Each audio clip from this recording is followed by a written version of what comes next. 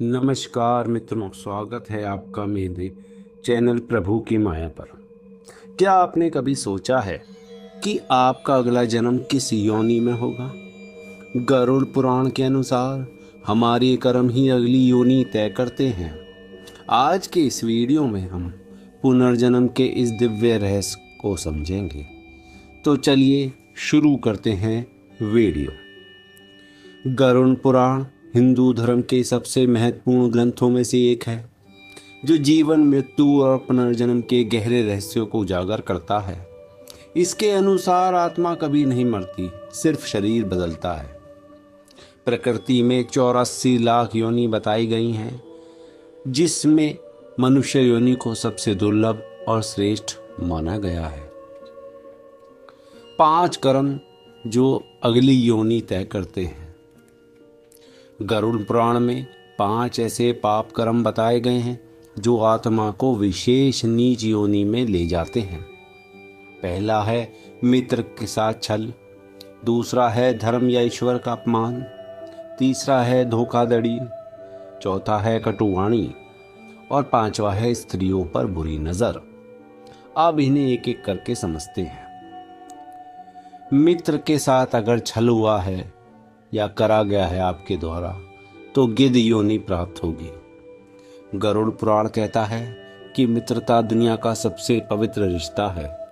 जो व्यक्ति मित्र के साथ छल करता है, विश्वास तोड़ता है, उसका अगला जन्म गिद्ध के रूप में होता है।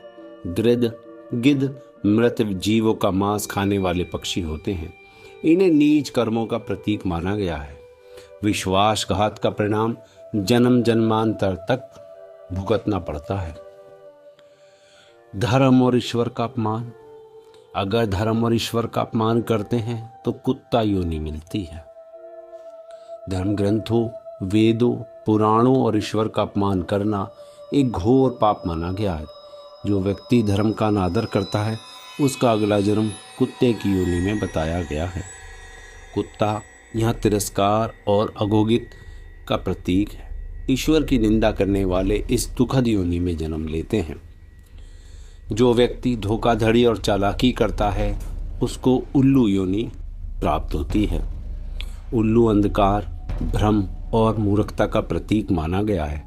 जो व्यक्ति जीवन भर दूसरों को धोखा देता है, चालाकी करके लाभ उठाता है, उसका अगला जन्म उल्लू के रूप में बताया गया है। ऐसी आत्मा अंधकार में भटकती रहती है। धोखे का फल नरक भोगने के बाद मिलता है। अगला है वाणी का दुरुपयोग। अगर वाणी का दुरुपयोग होता है तो बकरी योनि मिलती है। हमारी वाणी में माता सरस्वती का वास माना जाता है, लेकिन जो व्यक्ति कटु वचन, गाली गलौच और अपशब्द बोलकर दूसरों को आहत करता है, उसे गरुड़ पुराण के अनुसार बकरी की योनि मिलती है। बकरी एक निरीह प्राणी है, जिसे बलि के लिए भी प्रयोग किया जाता है। यह वाणी के दुरुपयोग का कठोर दंड है। अगला आता है काम वासना और अपमान। अगर ये सब हम करते हैं तो सर्प और छिपकली की योनि प्राप्त होती है। स्त्रियों का सम्मान धर्म का मूल है। जो व्यक्ति स्त्रियों का अपमान करते हैं, उन पर बुरी नज़र रखते हैं, काम वासना में डूबे रहते हैं, उन्हें सर्प या छिपकली जैसे रेंगने वाली योनि मिलती है। ये योनि अगोगति और घोर पतन का प्रतीक है। आत्मा को भारी कष्ट सहना पड़ते हैं। पुनर्जन्म का चक्र और मोक्ष को समझते हैं। गरुड़ पुराण बताता है कि आत्मा जन्म मरण के अनंत चक्र में घूमती रहती है, जब तक उसे मोक्ष न मिल जाए। जीवन, मृत्यु, कर्मफल और नया जन्म, ये 4 चरण आत्मा की यात्रा तय करते हैं। मनुष्य योनि इसलिए विशेष है क्योंकि केवल इसी जन्म में आत्मा मोक्ष प्राप्त कर सकती है।